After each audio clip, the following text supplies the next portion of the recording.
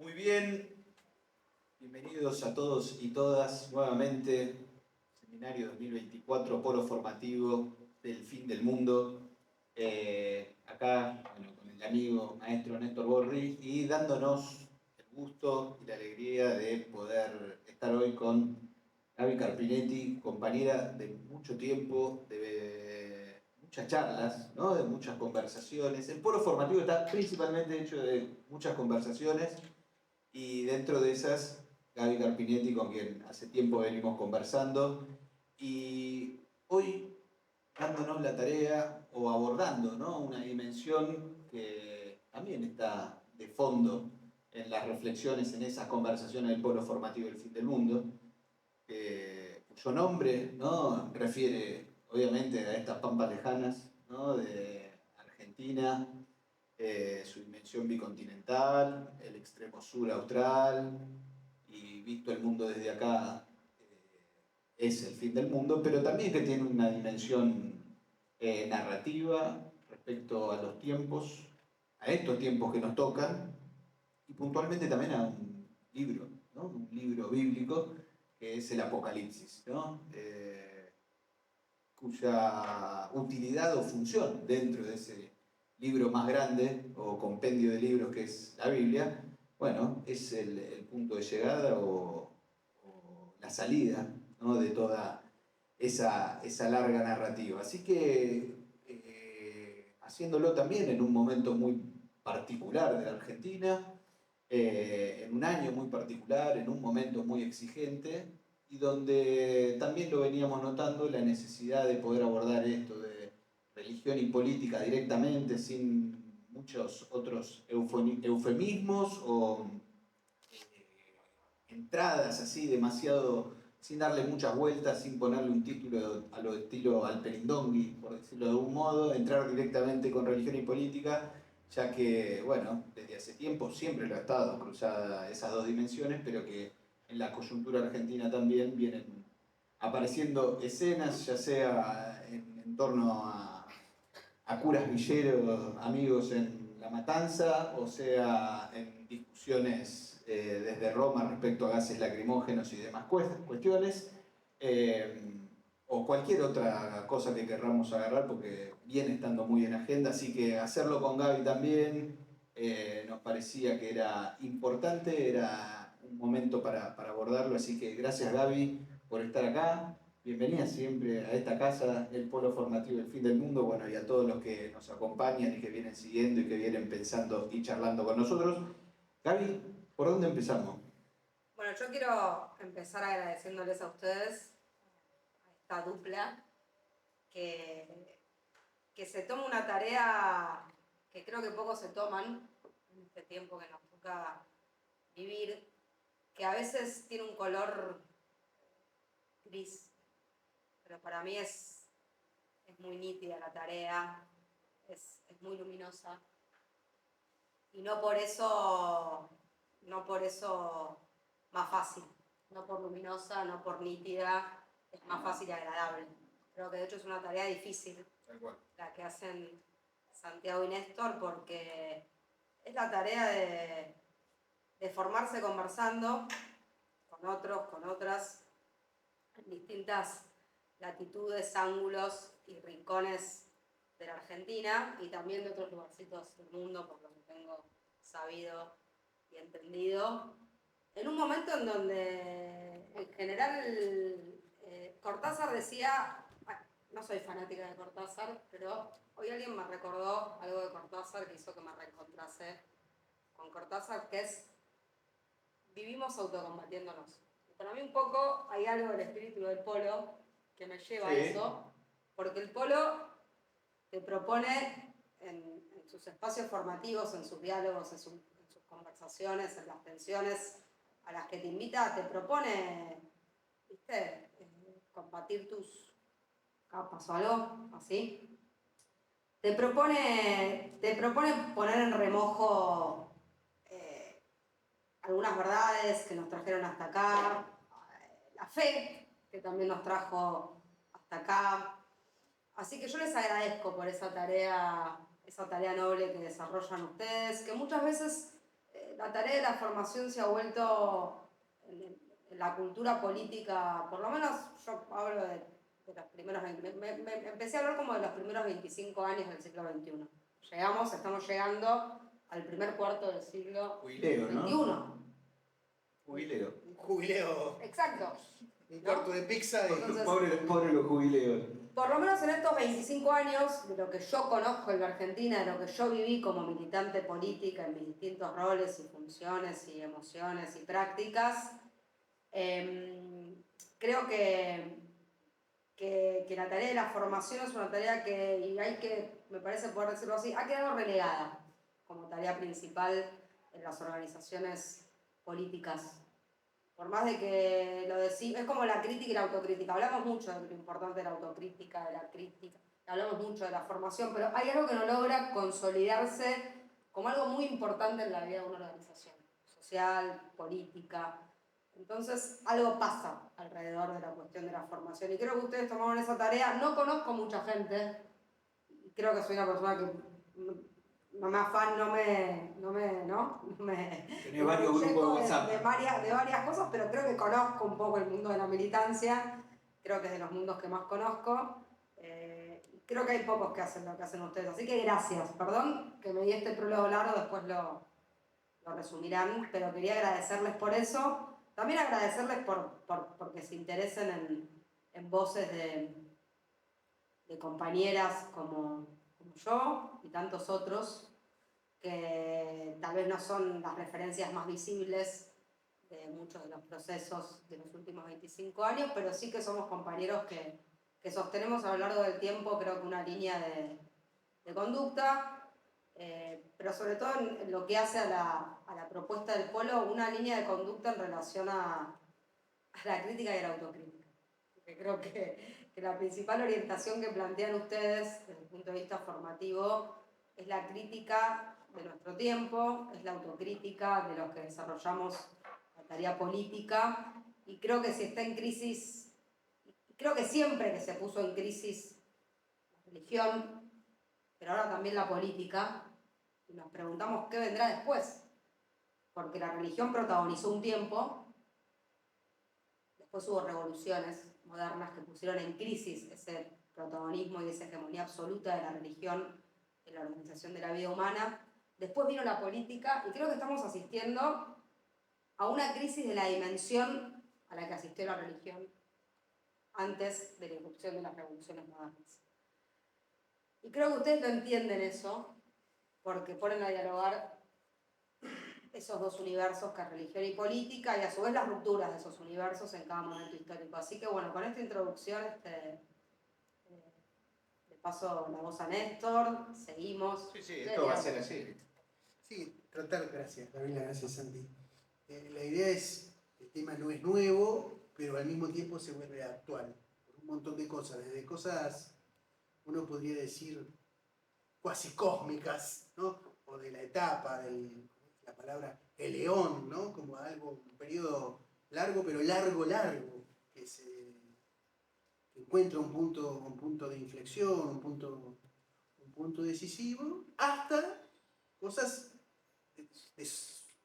hipercoyunturales, ¿no? Hipercoyunturales, pero que esos dos planos no están desenganchados. Es como si las cosas llamémosla de la chiquita, de lo que parece de la chiquita, de la superficie, de lo local, si uno toma un poquito de distancia la puede ver con mucho espesor, ¿no? Y estos dos campos, un poco como decía vos, Gabriela, recién, en su intersección, en su articulación, en su interpelación recíproca, en su capacidad de suplirse o de complementarse uno a otro, o de encontrar sus puntos de agotamiento a la vez, bueno, nos interpela, ¿no? Entonces uno podría hacer desde una mirada del capitalismo como religión, para agregar una mirada más, digamos, manifestado quizás como nunca, con toda crudeza, como lo que es, hasta cosas muy específicas, como puede ser, se me ocurren dos cosas, desde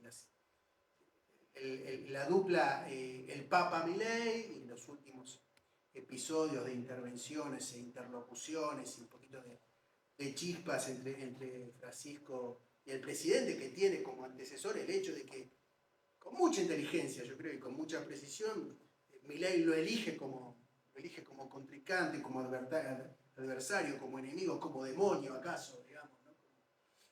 como aquello que tiene que combatir. Eso creo que hay que tomar nota, ¿no? También porque estamos experimentando el tema del mal, ¿no? en el tiempo y en la política y en la vida, y bueno, el mal no es tonto, ¿no? En este sentido, y pone algo, eso es una entrada, y después, en los momentos en que lo he conversado con distinta gente en el último tiempo, uno lo podría entrar a esto decía yo, con 3 o 4 cruces, ¿no? El Rosario de Cristina, la Cruz de Grabois, la Virgen de Luján de Moreno, y una más antigua que la Cruz de Lilita. Por poner solo 4, se podría agregar la Virgen del Valle puesta en la Casa Rosada con el Papa y Milei abrazado, puesto por el propio Milei o por el propio dispositivo gubernamental, y entonces está ahí como en la cosa más, llamémoslo, espectacular de puras imágenes. Hay algo ahí, para decirlo también con una frase que circula, que huelga a plantear cuestiones. Y yo creo que ahí lo que se juega es como una manifestación, una especie de explicitación, de evidencia de un gran vacío, y uno podría decir como de una expresión muy acabada del nihilismo, que yo creo que es lo que registra y al mismo tiempo expresa, canaliza, y de lo cual es artífice Milei y lo que él representa, y que todos sentimos sobre la propia piel, ¿no?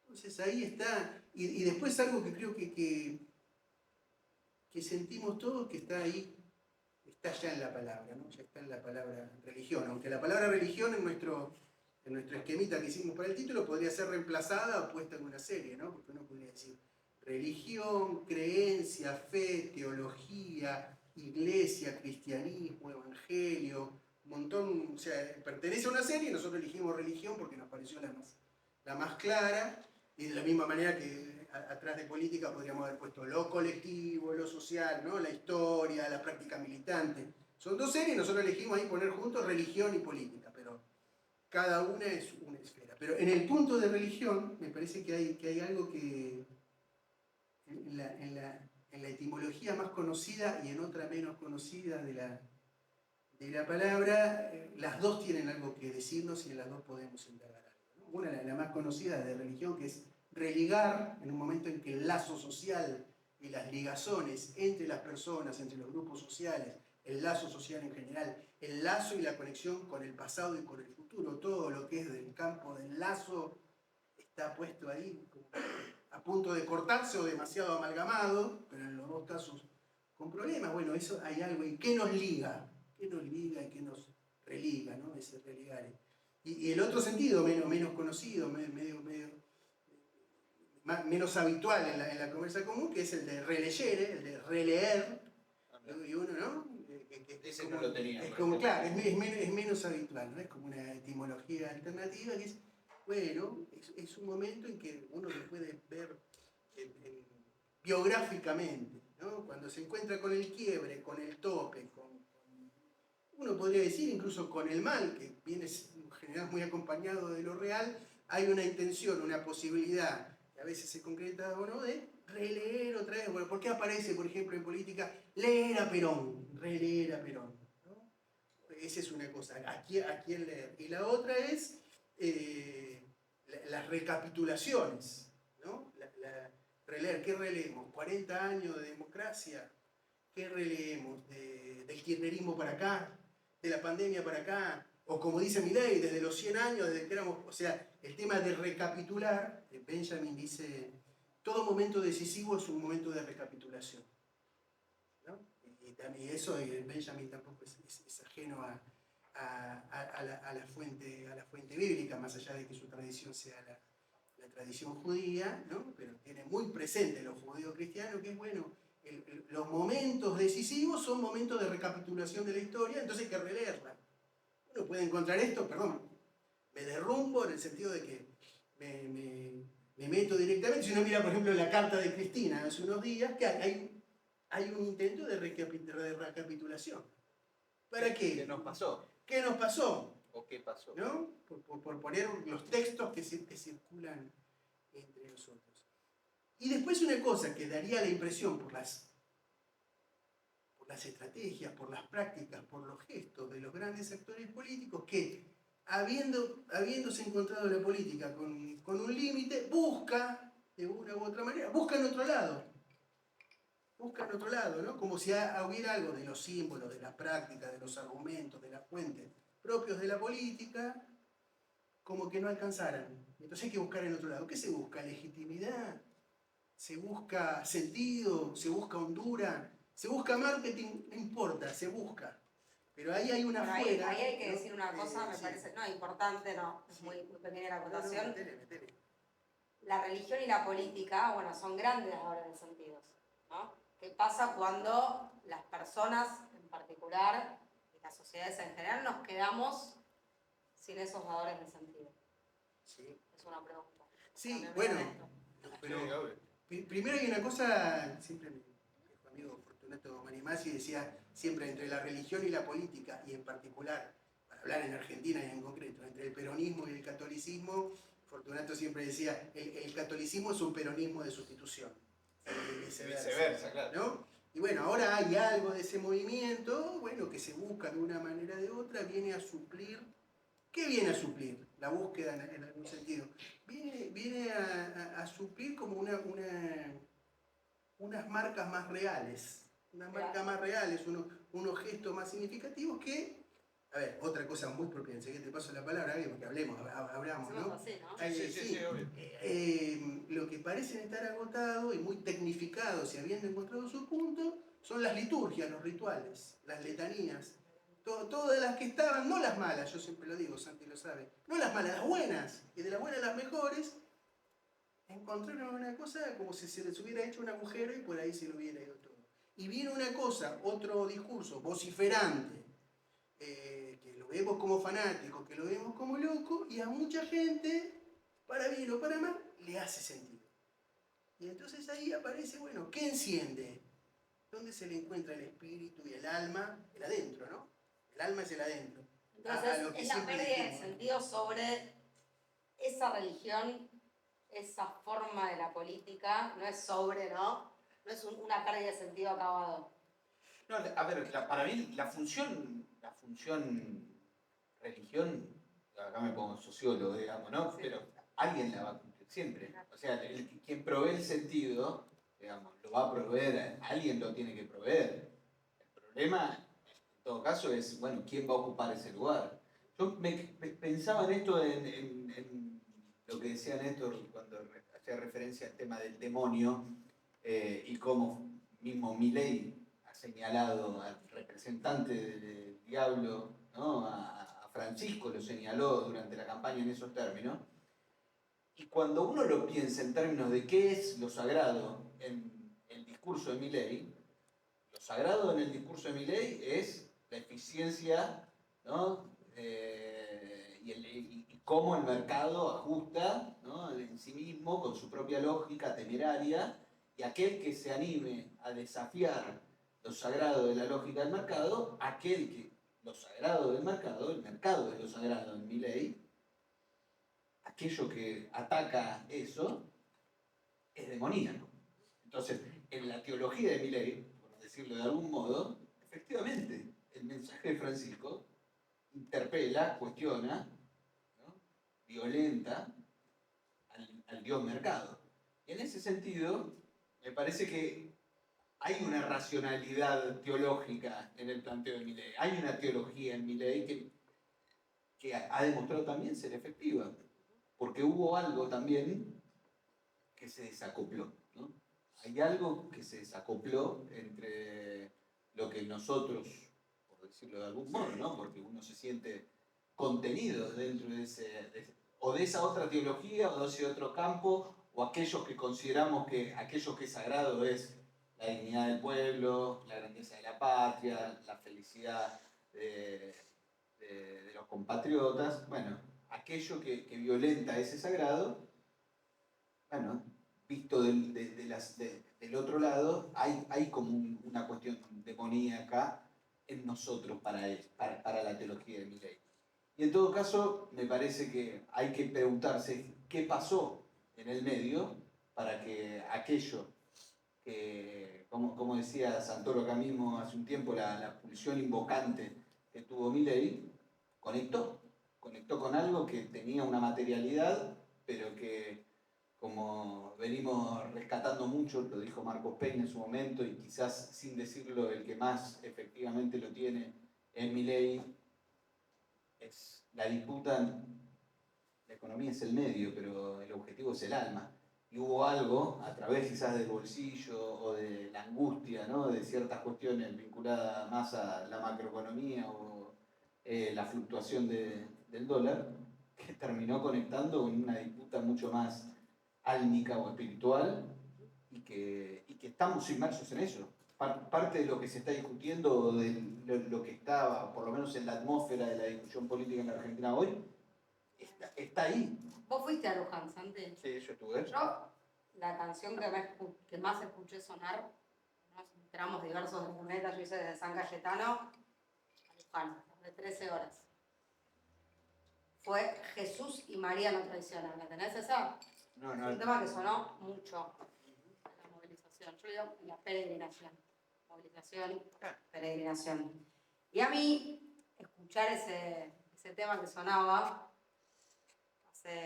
fue este sábado, ¿no? El anterior. Todavía tengo ampollas y un poquito ahí, sí, unos moretones en los pies.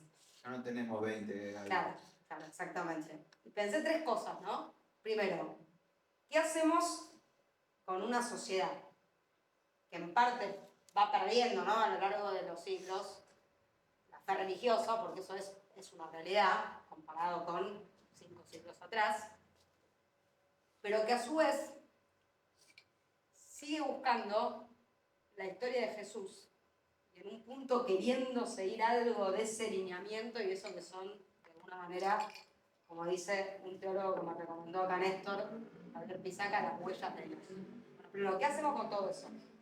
¿No? ¿Por qué Jesús y María no traicionan? ¿Por qué Jesús sigue siendo para una parte importante de la humanidad la persona hasta ahora más importante de todos nosotros los humanos? Porque a pesar de esa relación de pérdida de fe con la religión, con la política, como la conocimos hasta ahora. ¿Por qué? ¿Qué pasa ahí?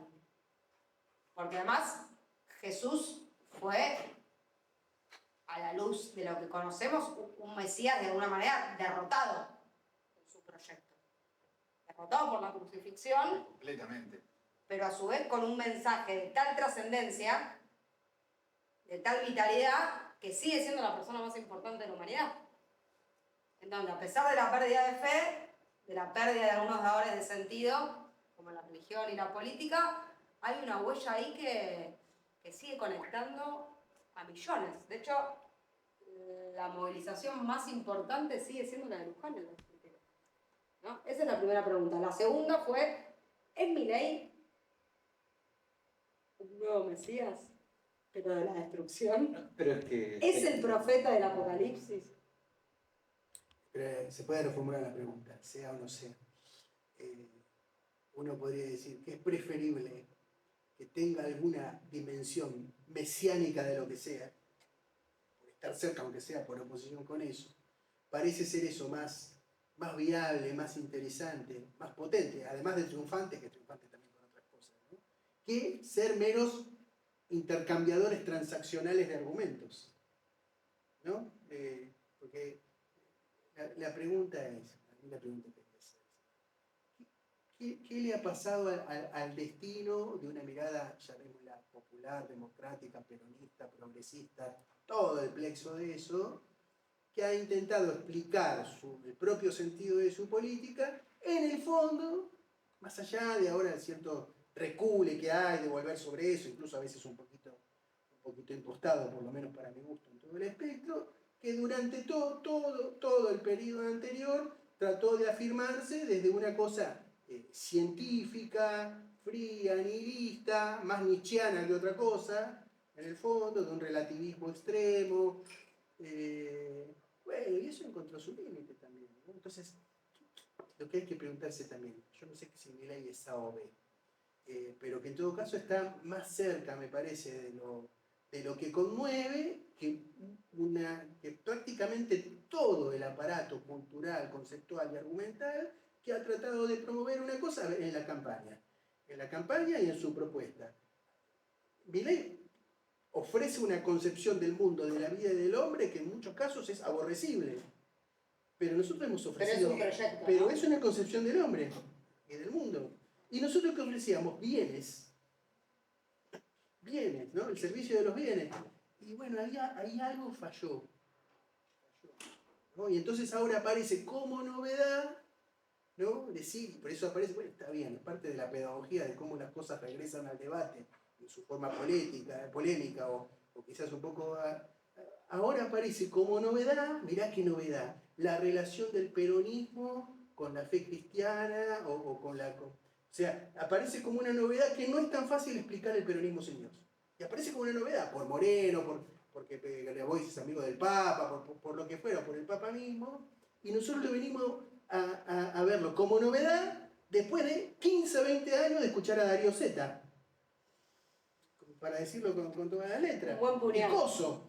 Un buen Nada, puñal. todo no es un problema de Darío, es un problema de qué clase de construcción hicimos que así lo quisimos hacer.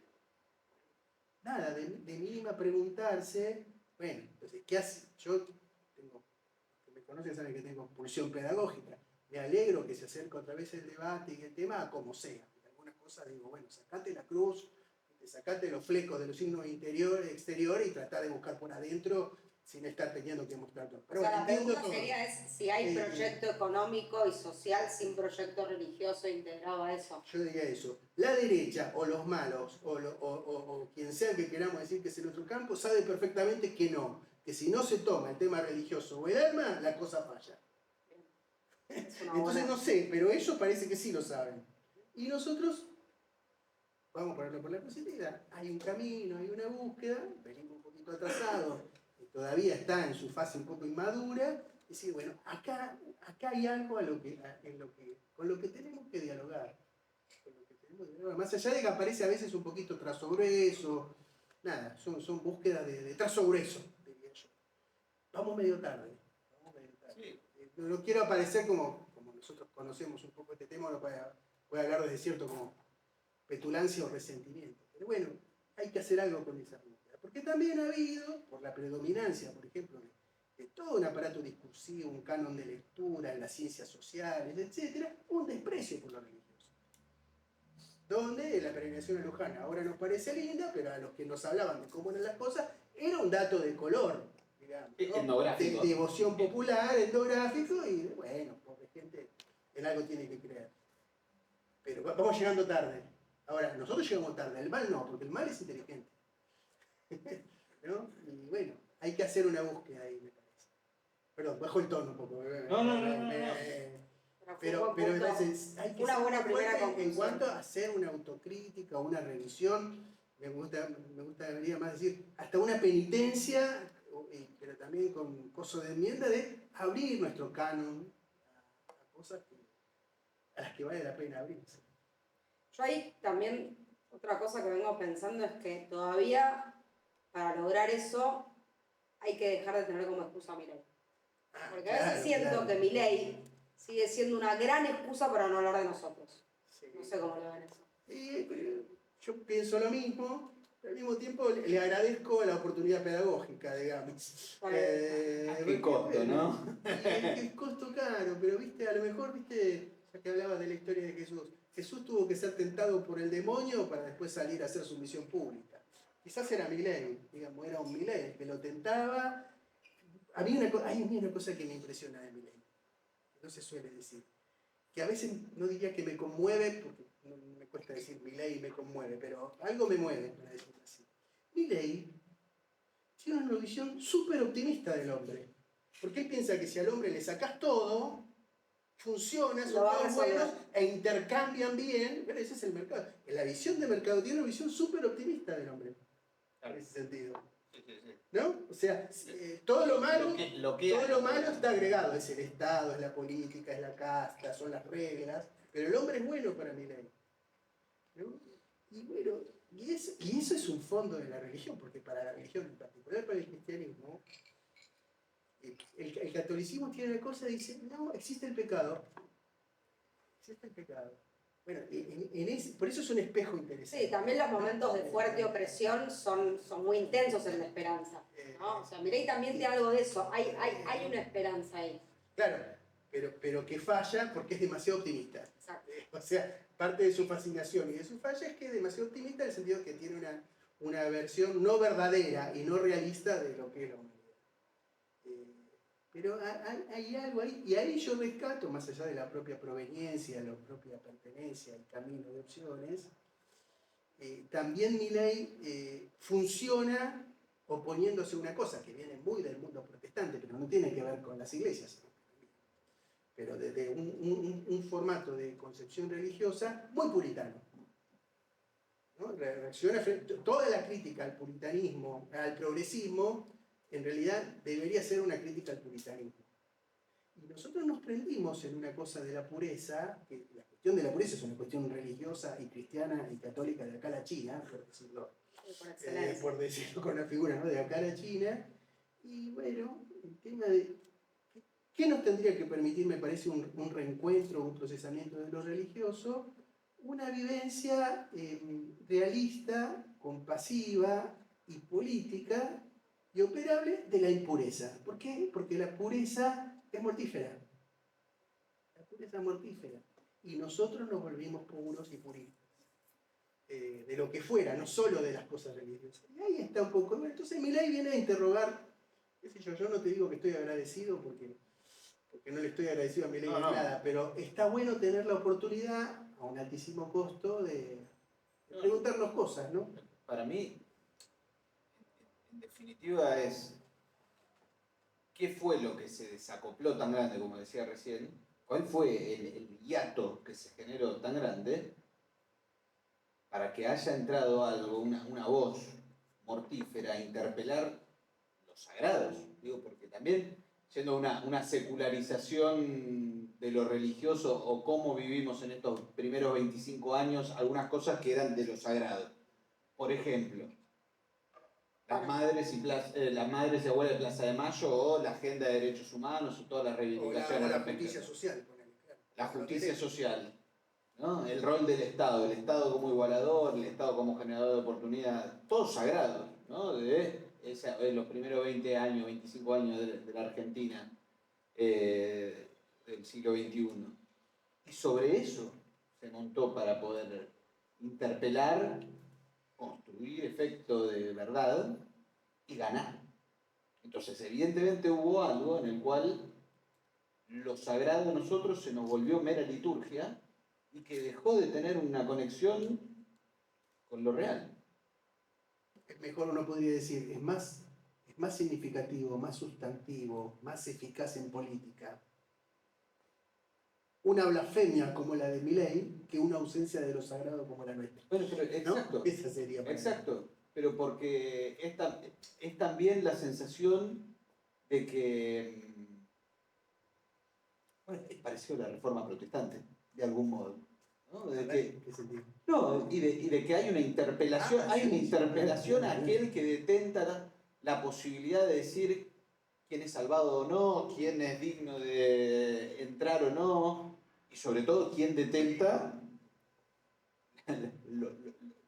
lo sagrado, el capital de lo sagrado, ¿no? Para mí está bueno pensar esto del, vamos a decirle, catálogo o registro de qué pasó en la Argentina en el primer cuarto de siglo. Este primer cuarto de siglo, para que empiece a dejar de tener sentido la política, ¿no?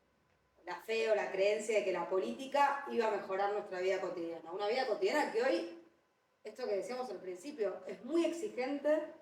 Hay una situación de que hay que sobrevivir todos los días en las diferentes escalas y situaciones socioeconómicas que cada habitante vive, pero hay una situación de mucha pesadez.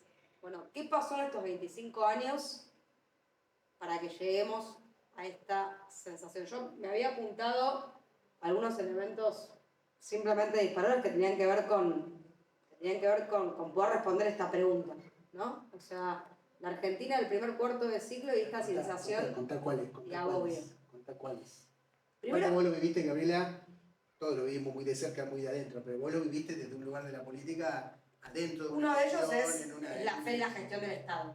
¿Sirve el creer en el Estado? Pero bueno, el primero que me había apuntado es algo que yo lo conversaba con Néstor el otro día, decía, Néstor, para vos, ¿la Argentina perdió oportunidades estos 25 años? ¿Qué oportunidades perdimos y qué oportunidades supimos aprovechar? Entonces, pensando en oportunidades, hay dos para mí que no tienen que ver ni con los derechos humanos, ni con el feminismo, ni con la justicia social estrictamente, pero que es la oportunidad económica extraordinaria que tuvimos durante más de una década de ingresos extraordinarios, porque se dio así el ciclo mundial y el lugar de Argentina en el mundo en relación a ese ciclo económico, que fueron básicamente el primer gobierno de Néstor, el primer gobierno de Cristina y los primeros años del segundo gobierno de Cristina, y la emergencia, si se quiere, ya en los últimos años de la bonanza económica de Francisco como argentino universal, ¿no? O sea, una oportunidad material y otra espiritual. Por exactamente. Okay. Una oportunidad, el proyecto es político, es económico, es religioso, una oportunidad económico-política y una oportunidad religiosa. La oportunidad económico-política que nos permitía resolver la desigualdad material, mejor de lo que la resolvimos, y la oportunidad religiosa y espiritual de resolver la conflictividad interna de los últimos 2 siglos de la Argentina. ¿Me dejás hacerte un... Por supuesto, yo esta pregunta se la hacían esto. No como pregunta, solo reformulando la... Sí. Reformulando la formulación, sí, lo hablamos, me gustó mucho esas dos cuestiones. Me hace acordar un poco a la Santi, siempre la cita, la cita de Marechal sobre el país tiene que ser una provincia de la tierra y el cielo, digamos, ¿no? Son las dos oportunidades. Qué lindo. Están los dos papas y las dos oportunidades. No, pero para reformular la terminología, para ponerlo un poco en marco teórico, viste que Gramsci habla de los dos momentos. Un momento, cambia un poquito el léxico respecto a lo que vos dijiste, pero nombra lo mismo. Hay un momento que es más económico-corporativo y otro momento que es más ético-político. Entonces, como que perdimos lo del económico-corporativo, preguntarse, ¿qué ha pasado con eso? El económico-corporativo, más material, y el ético-político, más espiritual, ¿no? O sea, ¿para qué usamos la oportunidad económica? Vos decías recién para dar bienes. ¿Y para qué usamos la posibilidad espiritual de un argentino en Roma? Para sacarnos fotos, para rosquear, para pedirles lugares en los que ayuden las listas, ¿para qué? Sí, uno podría decir, bueno, con Santiago lo tenemos muy hablado, ¿no? Si por un lado el tema Francisco cayó en un momento en el dispositivo grieta, ¿se acuerdan cuando en vez de la casta era la grieta la cosa? Cayó muy ahí, ¿no? De un lado y del otro, no importa por qué. No importa de que si saltó la grieta o le decimos saltar la grieta, igual cayó en ese dispositivo que es medio básico, ¿no? Pero muy empobrecedor, muy a la baja. Y después cayó en otro que fue en hacer la secuencia media tirada de los pelos, de decir San Martín, Rosas, Perón, Francisco, o Néstor, Cristina y Francisco, o Chávez, Néstor y Francisco. ¿No? Esa cosa ahí todo lo contrario de resolver la falta de unidad de los últimos 2 siglos. Claro, como que cayó ahí en cierta cosa de cotillón, en la que caímos, por entusiasmo o por... Son dos linealidades, ¿no? Que son dos esquemas empobrecedores que, bueno, más vale aprender de eso. Sí. Hay algo ahí. Ahora, respecto al tema de dos cosas, una me suena respecto a... Bueno, si perdió sentido la política, ¿no? Me acuerdo, yo tuve la suerte de conocer a grandes teólogos de acá, de América Latina. Y, voy a decir, Leonardo Boff una vez, lo ha escrito otras veces, pero bueno, como tuve la suerte de hablar con él varias veces, después estuvimos juntos antes, apenas nos conocimos. Leonardo decía una cosa ahí que está muy en la tradición de la iglesia, de la teología, que decía esto, y que ahora uno lo puede ver biográficamente. Hoy hablábamos de esas cosas. Leonardo decía, todo es política, pero la política no es todo. ¿No? Y esa totalización por la inversa, nos volvió sectario. Por eso el todos, todos, todos que dice Francisco interroga nuestra totalización. Porque el todos, todos, todos, por eso lo dice 3 veces. En la iglesia cuando las cosas se dicen 3 veces es que es una fórmula litúrgica y casi teológica.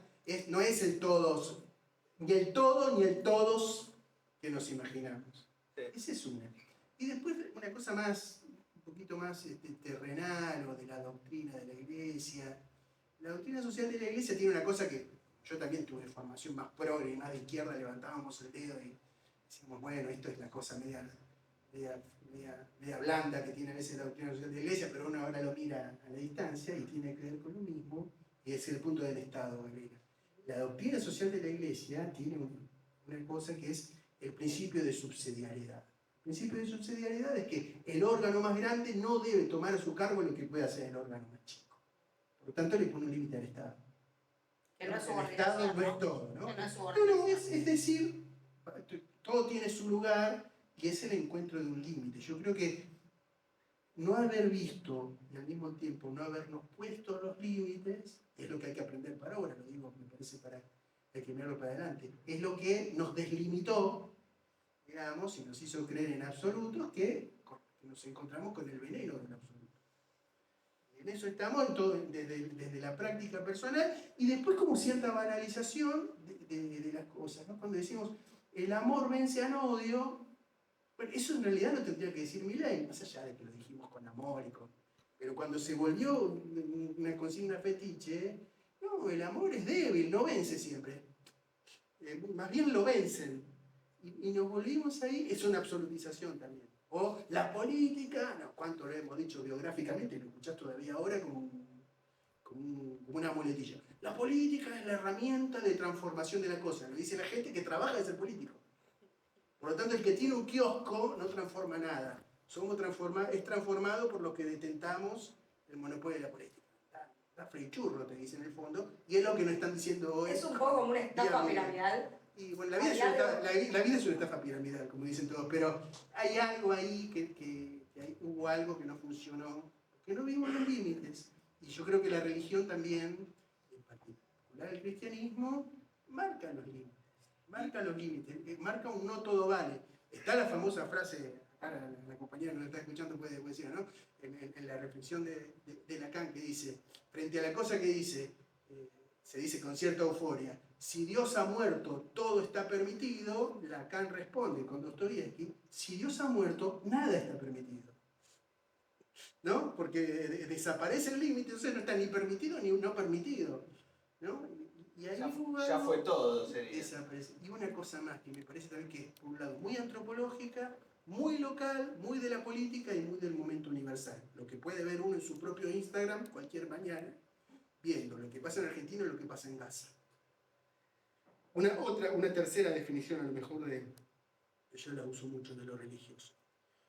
Lo religioso, no la religión, lo religioso, se las comparto a ver qué les parece, capaz que Santi ya me la tenés escuchada. Lo religioso es lo que define quién es matable y quién no. ¿No? O sea, marca un límite, este es matable, este no. El cristianismo dice nadie es matable.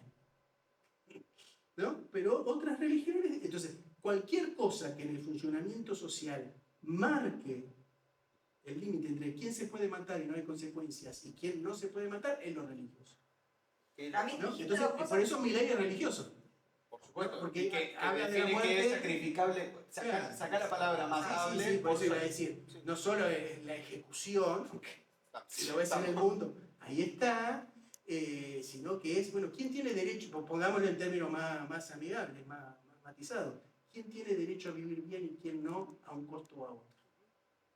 En eso Milei juega el juego religioso mejor que nosotros. Mejor que nosotros en el sentido de que lo juega porque lo ve, no estoy hablando bien de él, estoy describiendo la situación para ver cómo jugamos, y además va ganando. Esa es la otra cosa, ¿no?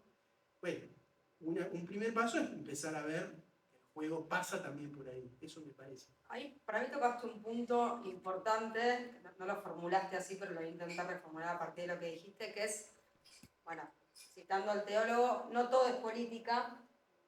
Todo es política, pero la política no es todo. Así es la frase. Todo es política, pero la política... Una remera que diga. Todo es política, la política no es todo. no solo para vivir mejor hay que hacer política, como la conocimos hasta ahora, y no todo puede ser realizado a través del Estado para vivir mejor. Y agrego, y me pregunto, creo que ya es evidente, creo que una parte importante de la sociedad se dio cuenta, como bien logró interpretar Milei, que si la política es solo ese trabajo de los políticos que es el control del Estado, la raviolera y los contratos, efectivamente la sociedad se dio cuenta, una parte importante de la sociedad se dio cuenta que eso no sirvió hasta ahora y mucho menos alcanzó para vivir mejor. Entonces pongo en relación esas tres cuestiones, ¿no? A partir de la frase del teólogo. Sí, bueno, me parece que ahí también hay algo de... Porque el problema es que la política se achicó a eso. Se restringió. Se restringió a eso. Se restringió a eso, esa es la doble cosa. Creyendo que es el todo, se achicó. Eso. Y la gente desde afuera lo vio. Eso quería decir, exacto. Y ahí me parece que otra cosa que aporta, en términos conceptuales, pero también en términos prácticos, la religión y lo religioso hoy. Y por eso los actores políticos van a la búsqueda de lo religioso, sea en la conversación militante, sea los gestos como el de Cristina el otro día yendo porque agranda lo que se achicó, ¿no? Claro, es una búsqueda. ¿Qué ofrece qué puede ofrecer la religión si la dejamos? Pero está en el gesto, yo lo reconozco en el gesto. Ofrece una afuera. Ofrece un más allá, no en el sentido del más allá, la vida eterna después de la vida, ¿no? Sino algo que está un poco más afuera, que es otra lógica. Puesto otra vez en términos políticos, la religión le ofrece a la política hoy una figura y un espacio y unas lógicas de donde se dan las prácticas y las batallas y la guerra que quizás vamos perdiendo, que no es la política sino lo político. Porque cuando vos decís la política positiva en el sentido de realmente existente, es una visión restrictiva que dejó afuera. La politicidad propia de las vidas que no necesitan estar ni en charla militante, ni en tener pines ni de la Cámpora, ni de Moreno, ni de Milei, ni de Macri, ni de Coso, ni ninguna casaca, ni ninguna de las 30 frases con las que somos capaces de armar. Querer vivir mejor es lo político que no lo expresa la política de hoy. Exactamente, ¿no? La politicidad propia de la vida de cada quien. Y eso, muchas veces la gente cuando lo puede resolver con el Estado, con los partidos, con las agrupaciones, lo ha hecho bien, mal, mucho. En Argentina mucho más que en otro lado, pero no alcanza. Entonces hay un más allá, ¿no? Donde reina, donde vive, lucha, florece, vive, ¿no? tiene vida propia, una expresión de politicidad que no son los cortos códigos de la política actual. Es una afuera y es un Mi después sensación es que también, la ¿no? clase política argentina en los últimos 25 años, por no decir los 40 de democracia, se agrandó como cuerpo. Inflación, sería así la Se infló, pero a su vez recortó y se achicó en su capacidad de resolver lo que está afuera, los que están afuera. Eso es como algo que ya es muy... O sea, la gente se dio cuenta de una vez. Bueno, estamos viviendo el momento en que la gente se dio cuenta de esa deformidad. Sí, y ahí hay algo para mí de la complejización de la sociedad, ¿no? Antes había un cura villero que decía, antes en el barrio vos sabías que estaba el que tenía la unidad básica peronista, el pastor evangélico y el puntero narco. O el puntero, el narco, el que vendía la falopa en el barrio. Y esos eran un poco los actores. De algún modo, el que florezcan mil flores, y la efervescencia política que se generó, hizo que todo fuera... hizo que sea más complejo. No sé si había más organización. Había más organizaciones. ¿Entendés? Pero ahí hay un tema de cómo se organizan, ¿no? Y hay algo también de, bueno, qué es lo que se va a buscar en el acercamiento de la política con una capilla, con una parroquia, con un párroco o con lo que sea. Bueno, es un vector de legitimidad y de organización, de que vos hablás con este tipo y estás hablando con una comunidad más amplia, porque si no, es la proliferación de los sellos. Pero bueno, eso Eso por un lado, pero al mismo tiempo, yo esta reflexión respecto a, bueno, ¿qué puede nutrir también? Y retomo con lo formativo que vos destacabas de este ámbito, decía, bueno, ¿qué es lo que puede nutrir a una nueva generación política que escuchen esto que estamos conversando, por ejemplo, en este momento nosotros? Yo tengo una pregunta Pero que es... para Gaby, esto Sí. para mí es incorporar una dimensión de comprender la política o lo político que no es del terreno de la experiencia de los 25 años del primer siglo, de los primeros 25 años del siglo XXI en la Argentina, sino que responde a otras lógicas, que es lo que muchas veces nosotros con Néstor cuando tratamos y generamos esta interlocución y que tomamos a Francisco, ¿no? Al factor Francisco como elemento, es decir, che, hay otras temporalidades, hay otra forma de pensar la construcción. Porque también, si hay algo que hay que decir, que no es solo de acá, de Argentina, sino que es en general de la modernidad y acelerada en el siglo XXI, que es todos los años o cada 2 años tenemos la batalla final, en la cual se juega el destino de todo un proceso, de toda la patria, de todas las posibilidades de felicidad, el horizonte de posibilidades de las próximas generaciones. Cada 2 años se nos juega la patria o se nos juega las próximas 20 años de generación. Puede ser, pero al mismo tiempo no es así. Y si hay algo que hay que ver de la iglesia, pues si tomamos la iglesia como poder tomar, no sé, el judaísmo, poder tomar otras cosas, que es los tiempos de los pueblos son otros. No son los tiempos de las elecciones. Y del aparato, ¿no? Y de los modos de construir. No por hacerme el pelotudo y correrme de las discusiones. Para ustedes, ¿puede recrearse hoy, traía a Gramsci como, ¿puede recrearse hoy un bloque histórico destinado a construir una vida mejor para los argentinos, las argentinas, los que vivan en Venezuela, sin tener el control inmediato del aparato del Estado? ¿Puede existir eso? ¿Se puede recrear ese bloque sin...? Yo lo veo al revés, como decís. Solamente es posible construir, en este caso llamamos un bloque histórico, si logramos poner al Estado en otro lugar al que les opusimos o les pretendimos. No es ni no ni sí, sino en otro lugar. En otro lugar. En otro lugar. ¿No? Que no estoy haciendo un alegato pro sociedad civil, comunitarismo. Sino para mí la respuesta es sí, poniéndolo en otro lugar. En otro lugar. Pero sí, la respuesta es sí. Pero ni siquiera es sí o no, sino en otro lugar. ¿No? Y si somos capaces, y lo conecto con lo que decía Santiago recién, tomemos como ejemplo esto, en qué lugar poner en la vida la política y en lo colectivo la construcción política, y en qué lugar poner el Estado o lo que fuera, ¿no? O los liderazgos, todos los elementos de la política realmente existente, materialmente actuante. Yo lo voy a decir en la línea de lo que decía Santiago. Y para Argentina, y para esta Argentina, de la generación, que más allá de que tenemos edades distintas, las compartimos como generación porque estamos ante las mismas preguntas y desgarros y desafíos, se me ocurren, así me salían 5 cosas, ¿no? ¿Qué te dice la fuente religiosa? O la existencia de la atención de lo religioso.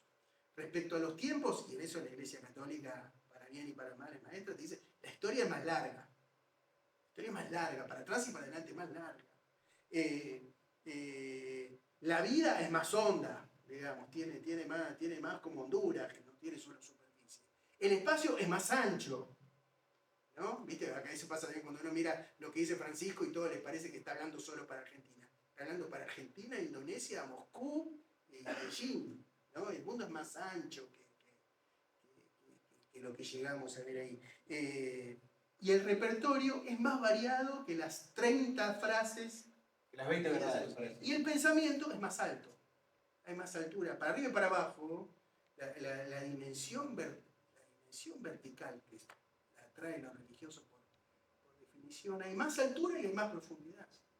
Porque lo que vemos, ¿qué se resume esto? Que la falta de espesor, nos encontramos frente a eso. Ahora, ¿qué pasa en Argentina? Que me parece que 3 cosas buenas y quizás una cuarta que sería poder hacerse cargo. Una, que Argentina es el lugar de una tradición política como el peronismo, que principalmente en Perón, no sé si sus sucesores, Alate, en el general, ni siquiera es Evita ni nada, en Perón, en el pensamiento de Perón, esto está desde el principio. Sí.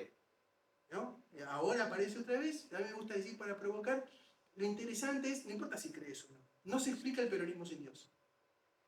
Y el tema, la formulación de Perón, es una filosofía cristiana, no lo dice por la asociación con la doctrina social de la Iglesia. Lo dice por el mismo motivo que Lacan dice, al final la religión verdadera vencerá. No lo dice contento, pero lo dice con realidad. Y cuando dice verdadera, no se refiere a que las otras son falsas, se refiere a la que trata de la verdad. ¿No? No dice la verdadera, porque aparte no era de formación católica, pero él se mantenía a distancia de eso, pero si hay algo allá que era realista. Eso uno. Segundo, tenemos el mal a la vista. ¿No? Es muy difícil sustraerse al misterio del mal. Bueno. Tercero son 4 cosas. Tercero, la derrota. En la derrota hay cosas que solo se aprenden en la derrota y la fuente religiosa actúa en la derrota. Si hay una fuente que tiene algo para decir en la derrota, es la fuente religiosa y dentro de ella el cristianismo y dentro de ella el catolicismo. ¿No? Y 4 está Francisco. O sea, Francisco no es una casualidad. El Papa latinoamericano podría haber sido brasileño, cubano, centroamericano, grande centro de teología, de pastoral, etc. Y no, salió de acá. Entonces, 4 oportunidades, agregué una. La quinta sería poder hacerse cargo de anudar ese pensamiento y abrir las preguntas que yo creo que circulan. Circulan acá, la vemos entre compañeros y compañeras como búsquedas desde el que se quiere bautizar de un día para el otro, o el que fue por primera vez a Luján, o el que está fascinado con lo que dice Moreno o Grabois, no importa, ¿no? O que está encantado con que Cristina fue a la matanza, o se presentó, no sé, así aparece es de superficie, pero son puntos de entrada. El tema es cómo hacer una pedagogía para no quedarse con el cotillón, ¿no? Esa para mí, y son oportunidades que ustedes conocen también otros países y otros puntos. Aquí el nihilismo está dando mucha batalla, y Milei es su gran cruzado, no el único, pero es su gran cruzado, después de que le abrimos bastante camino con nuestra propia inteligencia, pero no la tiene... fácil. Todavía estamos en batalla, todos hemos recorrido países donde ya ganó. Sí, ¿No? Y donde la desolación de Smaug, como el Señor de los Anillos, no, pero los hemos visto. Lo hemos visto en vidas de amigos de otros lados. Sí. ¿No? Y agregaría algo más también, que en Perón está muy claro, que es, más allá de que es muy fuerte el personalismo, Perón no es mesianista. Y hay una vuelta conversando con un amigo decía, Mesías uno solo y después somos todos iguales, digamos, ¿no? Y que el sujeto de la historia no son los grandes líderes, sino que es el pueblo.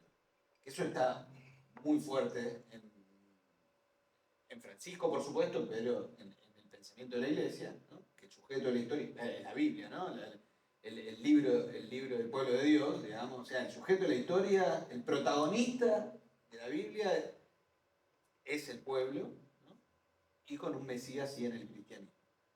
Pero esto, ¿por qué también creo que es importante? Que se conecta con lo de los tiempos, digo, de otra temporalidad y otro arco de tiempo para pensar la construcción política, que cuando uno se corre de la lógica del mesianismo, donde Che Guevara quizás es la máxima expresión de eso, también se abre la posibilidad de poder pensar la militancia política desde un lugar como mucho más, si se quiere, sustentable, sostenible, armonioso, sí, popular. Vivible, popular, en el sentido de que... y realista. Lo que tiene Perón no es que le falten ínfulas, sino que es realista. Es realista. Y en ese sentido se vuelve humilde, ¿no? Claro, y conectando con... Un campechano. Sí, claro, pero realista, y no como especie de estrellas fugaces que pasan por la política, explotan, suben y explotan las trayectorias militantes y después no sirven para más nada. Sino que saben que hay un momento, ¿no?, en el cual quizás les toca cumplir un rol, pero que después pueden cumplir otro rol o dejar lugar y entender que la historia la marca la lógica de los pueblos y no la lógica de las trayectorias militantes. ¿Qué pasa? Que creo que está en Perón y es una lección para nosotros y es una lección algo que viene en la formulación cristiana en particular, muchas religiones, pero la cristiana tiene una formulación muy buena de eso, vaya si sirve para esta coyuntura, digamos, te ayuda a poner el yo en otro lado. ¿No? O sea, eso es fundamental. Te ayuda a no tener que andar defendiendo siempre el yo. Y al mismo tiempo hacer vos mismo de una manera más plena. Sí, seguramente Jesús no se planteó ser la persona más importante de la humanidad. No, claro, bueno. Lo fue por lo que consideraban los demás. El tema es como es una historia de descubrimiento. No me acuerdo quién también, me decía un teólogo también amigo, bueno, el Mesías, pero en el sentido, no que decía vos de mesiánico, sino el Mesías realmente existente, es un proceso colectivo. Pero claro. ¿No? Ese es un proceso colectivo, ¿no? Incluso si uno, en Picasso, en el teólogo que te recomendé, Gabriela, lo lindo, como tiene una perspectiva histórica de Jesús, va mostrando cómo él, por la interacción con su gente, va descubriendo quién es. No en el sentido de decir yo soy Dios, él nunca dijo yo soy Dios, ni cosas, eso son los griegos después en elaboraciones, pero va descubriendo quién es él como él. Y ahí volviendo un poquito a la fuente de Perón, a su pensamiento, a su figura y a su ejemplo, ¿no? A su ejemplo también como existencial, hay algo de una gran sabiduría. Hay algo de una gran sabiduría, que es distinto de saber.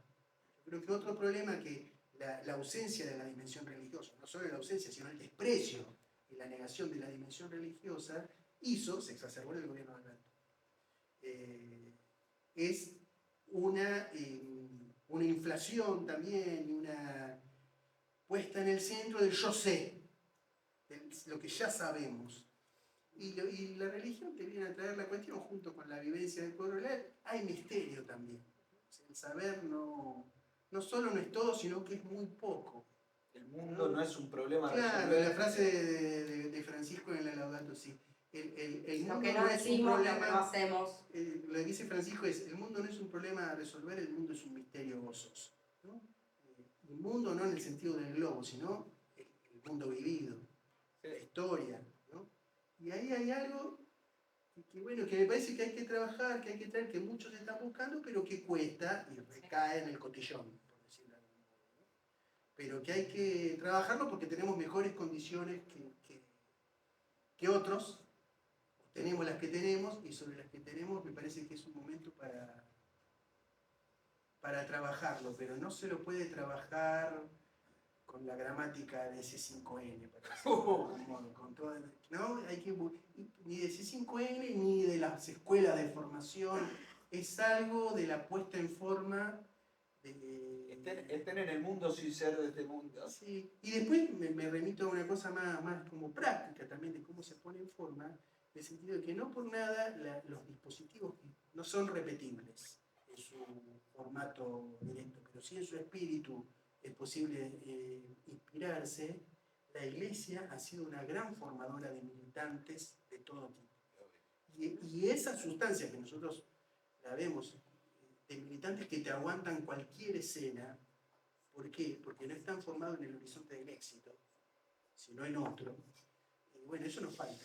¿No? Y como yo creo que nos va a hacer falta muy largo tiempo y mucha gente de militantes formados para cualquier escenario, y sobre todo para los que no son tan buenos, está bueno ir a esa fuente, no para repetirla, pero sí para ver qué hay ahí y qué podemos laburar a como sea. Yo no sé cómo se hace, pero que vale la pena eso, y ojalá lo podamos hacer aprovechando en tiempo real, en vida, para decirlo de alguna manera, la permanente pedagogía de una figura como Francisco, que además tiene la gracia de que te da lecciones espirituales y lecciones de construcción institucional y de táctica política, te da para escribir otra que conducción política, ¿no? Da para anotar mucha cosa desde el gesto inmediato de la persona a la mirada de qué va a pasar con la guerra mundial. Total. Y aparte creo que parte de la intuición que tiene una parte importante de la militancia, ¿no? Nos pasa muchas veces.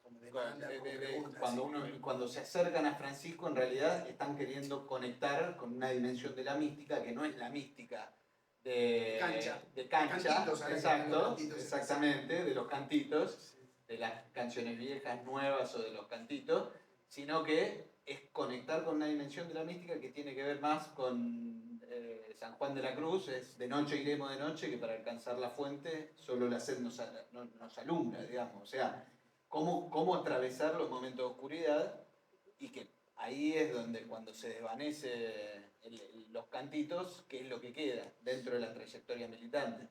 Y ahí es donde aparece también como una responsabilidad, en todo caso, histórica, de aquello, porque también otra posibilidad sería una jactancia, en este momento en el cual pega la vuelta, ¿no? Digo, lo que hablábamos ahí de algunos streamers que de pronto se ponen en ortodoxos católicos, bueno, ahora viene... Más Virgen de Luján que la Virgen de Luján. Claro, no, hay una responsabilidad en todo caso, es decir, o sea, no es el momento para agarrar y decir, estos mangas de progres ahora caminan a Luján, sino todo lo contrario. Se abre una posibilidad para poder generar una instancia formativa. Igual, pero que quería poner un comentario medio un pequeño chip en ese sentido, ¿no? Me llama la atención cómo en la cultura y en los espacios, por ejemplo, hay una gran parte de donde se recrea actualmente, me parece para nosotros, la conversación política, que son los streams, ¿no? Los streamers, donde podés ver, yo veo la doble cosa.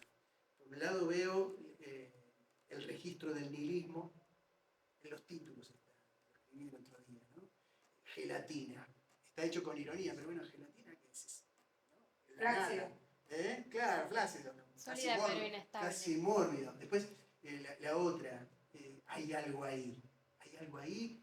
Si hay que exclamarlo, es que casi nunca hay nada. Y en realidad para mí es una pregunta, ¿hay algo ahí? Y casi que la respuesta que va de suyo es no.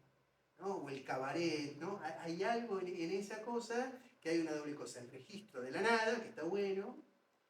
Los chicos que hacen streaming, los compañeros y compañeras que hacen streaming, son buenos pedagogos. Ahora voy a decir con quién lo comparo. Y también en ellos está la pregunta, por eso si uno los escucha, lo ve. ¿No? En Gelatina, en Rebor, ¿no? Entonces, es interesante que en la conversación aparece una pregunta sobre, como si fuera el camino de Maús. Bueno, ¿qué pasó acá? Parecía que iba a ser todo bárbaro y estamos derrotados, ¿no? Es una vieja pregunta de resurrección. Y después una cosa más en la cultura, y como estuvo en esto ayer o antes de ayer, estuvo lo del indio, refiriéndose al Papa, ¿no? Con el tema del diablo, muy interesante lo que dijo, ¿no? Ahora el Papa, bueno, le dijo con cierta ironía, ahora el Papa viene a coincidir conmigo con el tema del diablo. El Papa Francisco, bueno, el tema del mal, como buen jesuita, el diablo tiene. Acá el debate argentino ingresó en un momento muy controversial, porque el tema del diablo, dicho por Bergoglio, entró a Argentina con motivo del matrimonio igualitario. Exacto. Pero ahora el indio Solari viene a decir, estamos de acuerdo en que está el diablo. Después, bueno, habría que discutir todo el panorama, ¿no? Y el otro es Charly García, en el disco anterior, ¿no? Con el tema de la máquina de ser feliz la tiene el Papa, la tengo yo.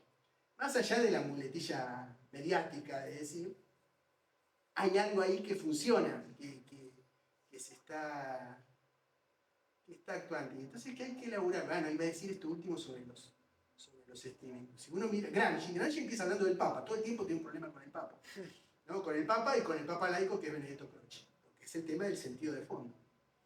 ¿Y qué empieza estudiando? Tiene miles de entradas sobre las revistas. ¿Por qué es por las revistas? Porque son lo que alimentaba la conversación. Si Gramsci viviera hoy, estudiaría los streamings, ¿no? Porque ¿qué estudiaría? Lo que alimenta la conversación política. Y bueno, me parece, para ponerlo en clave de tarea, bueno, hay que trabajar esa cuestión, tematizar, y que no nos pase como ha pasado hace un tiempo, que habla el filósofo joven de la patria y un dirigente político, y el dirigente político es el que le tiene que decir al filósofo, ¿cómo, no conoces la parábola del buen samaritano? No, y el filósofo solo sabía de deconstrucción. ¿Qué clase de intelectuales tenemos que no saben lo que es la parábola del buen samaritano? Para mí, vos hay que elaborarlo, mencionaste un tema entre las 5, vos elegiste 5 oportunidades, ¿no? La hondura de la vida, ancho, largo, me salió así geométrico. El espacio, ¿no? Sí. Y a lo último te referiste a la vibración alta, ¿no? Sí, ok. Un poco retomando el inicio de esta conversación, esto de que esta idea que yo repito, ¿por qué Jesús sigue siendo esa persona la más importante de la humanidad?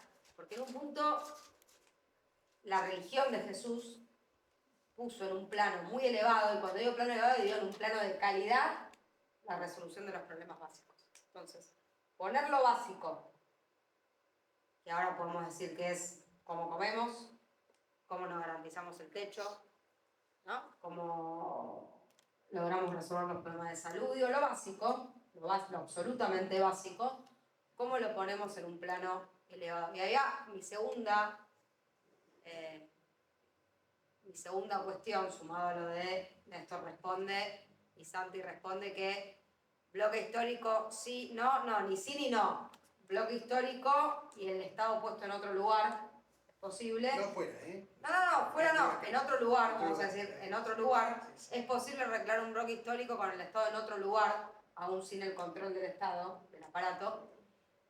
La pregunta que añado, la cuestión que añado, digamos, retórica, es, en esto de poner lo básico en un plano elevado y de calidad para resolverlo, es, ¿podemos producir riqueza y valor agregado para resolver lo básico desde la comunidad sin tener todavía el control del Estado en el inmediato? Yo no sé si voy a responder, creo que sí, pero... No sé si podemos. No. A ver, bloque histórico. ¿Cuál es el bloque histórico que viene después de Jesús de Nazaret? O sea, ¿qué bloque histórico se llevó puesto Jesús de Nazaret? El modo de producción esclavista del Imperio Romano, ¿no? Digo, porque en definitiva, 350, 400 años después, lo que pasa es que cae el imperio, ¿no? Y que de algún modo es producto de esa ruptura. ¿Y qué es lo que viene después de eso? El feudalismo. Esto lo vengo hablando también con Néstor, de la necesidad de volver a mirar ese tiempo histórico del nacimiento del feudalismo. Yo creo que hay algo en nosotros, estamos hablando de peronismo, estamos hablando de los 25 primeros años del siglo XXI en la Argentina, donde si hay algo que funcionó como el gran rector y organizador fue el Estado Nacional. Porque eso es otra de las cosas. Vos estás diciendo Estado casi claro, como Estado sinónimo. nacional. Claro, porque uno dice Estado como sinónimo de Estado Nacional. Sí, es cierto, desconocemos los otros estados. Claro, digo, y que quizás parte de lo que estamos vivenciando es la crisis de las naciones, la crisis de la nacionalidad y el modo en el cual se organiza también ese cruce entre religión y política, religión y nación. Digo, si hay algo que hay para charlar mucho también es cómo se conjugó eso en Argentina, en América Latina, en un montón de lados. Ni que hablar, por ejemplo, del Estado de Israel, ¿no? Religión y nación, ¿qué significa eso? Yo creo que estamos en un momento donde parte de lo que se está redefiniendo es si es un Estado-nación o son otras formas de estatalidad los que van a reorganizar eso. ¿Y por qué digo lo del feudalismo? Porque parte de lo subnacional, que creo que también parte de la apuesta de Milei, ¿no? Que hay algo ahí de fondo de destruir más el Estado nacional que la estatalidad tal cual la conocemos. Pero en todo caso la pregunta sería, ¿qué religiosidad o qué espiritualidad o cuál es el mito, ¿no?, que puede legitimar una nueva forma de estatalidad que no sea la del Estado-Nación? Sí, una cosa está buena las provocaciones que tira Gabriela. Un poco también para ir cerrando, a lo mejor después sí, está bueno. a Gaby, vamos cerrando. A la pregunta, esta pregunta está ya en los evangelios. Y la respuesta de Jesús es, denles de comer ustedes mismos. No le dice si con el Estado o sin el Estado, pero dice, denles de comer ustedes mismos. ¿No? ¿Qué vamos a hacer? Denles de comer ustedes mismos. Esa es una. La otra sería, no solo de pan vive el hombre, ¿no?, sino de palabra también. Entonces, hay algo ahí respecto al Estado, etcétera, que no va a ser el Estado como máquina inerme, va a ser el Estado protagonizado por la mismidad, por ser para tomar protagonismo, en el Estado o no. Pero ahí hay algo que es del campo de la responsabilidad y de la posibilidad. Ese es un plano más ético, ¿no? De que siempre es posible imaginar de otro modo cómo comemos juntos, en todos los sentidos de comer juntos, que no es solo en la nutrición, en la alimentación. Nueva estatalidad para comer juntos. Ese es uno, ¿no? Y después ver que me parece que en los momentos de, porque tus preguntas, y Santi lo resonaba también así, tiene que ver con lo que viene, ¿no? ¿Qué viene después? ¿Qué viene después? Le pongo un pequeño matiz a lo que decía Santiago del feudalismo, del imperio, de las etapas. En varios momentos, con otra cosa que quiero agregar, yo ya cierro, ¿no? Cuando en distintos momentos, por ejemplo, en los momentos de las invasiones llamadas bárbaras, hubo un gran pesimismo en el sentido de que parecía que el mundo se terminaba, era el apocalipsis. Y sin embargo, tuvo que haber algunos que pensaran que no era que el mundo se terminaba, sino que venía una nueva humanidad, ¿no? Apareció otra cosa. Esa es una figura. Y cerca de eso, del tiempo, después de eso, en un momento en que se desarmaron las grandes unidades político-económicas, las ciudades crecieron en torno a gente que se apartó del mundo para tomar otra rutina, los monjes, los monasterios, ¿no? O sea, gente que tomó una distancia de lo que imperaba y se derrumbaba y armó otra rutina, otra liturgia de sus horas, ¿no? De las cuales después Francisco de Asís, cuyo nombre toma el Papa actual argentino, es una figura del monasterio hacia afuera, ¿no? Es el gran tema de Francisco de Asís, ¿no? No solo con severidad, sino también con misericordia, con alegría. Figura muy potente, no por nada, muchísimos teóricos estudian y han estudiado y han levantado la figura de Francisco de Asís, y por eso la elige Francisco, lo hemos dicho muchas veces, como iniciador de una etapa y potencial figura para una modernidad diferente a la que resultó en el capitalismo matador de la casa común, ¿no? Entonces, encontrar, mira, y ahora retomo un poco como los autores. En su seminario sobre el amor de la transferencia, Lacan dice, el cristianismo todavía no ha dicho su última palabra. Carl Schmitt, estudiando la Guerra Fría, viniendo de la Segunda Guerra Mundial, dice, para pensar la nueva unidad del mundo, después de la Guerra Fría y que no se destruya, el catolicismo, dice en su caso, hay que recurrir a la tradición católica para ver qué podría ser eso. Y así vos vas viendo autores de tipos que se han sentado como a pensar, y Francisco Perón un poco plantea lo mismo. Entonces hay una línea de gente que pensó, uno podría poner a Pasolini, ¿no? que pensaron en un punto que hay que volver a leer, ahí vuelvo a mi releer, ¿no? Claro, hay una serie de gente a las que releer para un momento como este, releer y escribir, e inscribir y pensar, es decir, pensar y ahí uno volvería a ser, ¿no? Tomando el tema del fin del mundo y del apocalipsis, que es el tema del recomienzo, ¿no? Porque frente a qué estamos. El tema del apocalipsis es la cuestión de la escatología, pero no es la catástrofe final, es la cuestión de las batallas decisivas, de las cosas últimas. Y en este momento tan sin sentido, uno se da cuenta que las cosas últimas son las primeras, ¿no? Y hay algo ahí, claro, lo básico, lo fundamental, los fundamentos, lo axial. Podemos poner distintas geometrías también de eso, en torno a lo que valga la pena girar. En torno a lo que valga la pena girar, ¿no? El alfa y el omega, por eso el principio y el final. Y eso, bueno, cada cual lo codificará así, pero me parece que en la fuente propiamente religiosa, y en el cristianismo, y en el catolicismo, y en el pensamiento de Francisco, en nuestra tradición política, allí donde Francisco además es un contemporáneo, pero no solo él, sino un montón de búsquedas, hay algo para retomar y para trabajar. Yo, de mi parte, yo lo dejaría ahí de mi parte. Pero ustedes capaz que... No, vas a cerrar vos, vas a cerrar vos, pero sí, de mi parte también. Con todo. No, me gusta compartir y convidar a los compañeros y compañeras que seguramente van a ver esta conversación que mantuvimos, esta primera conversación que mantuvimos, esta idea de cómo construimos otra liturgia de nuestras horas. Esto que hace Asís y tantos otros, de retirarse un tiempo a los monasterios para volver. De Jorge, sí, No, para volver. Pensé en el Tuco, ¿no? Esto que hace Asís, enseguida pensé en Jorge Asís, San Francisco. San Francisco. Bueno, sí, claro, no Jorge Asís. San Francisco, de retirarse un tiempo para construir otra liturgia de sus horas. Me gusta esa imagen de otra liturgia de sus horas. Me parece que aparte tiene una densidad absoluta eso que dijo Néstor recién.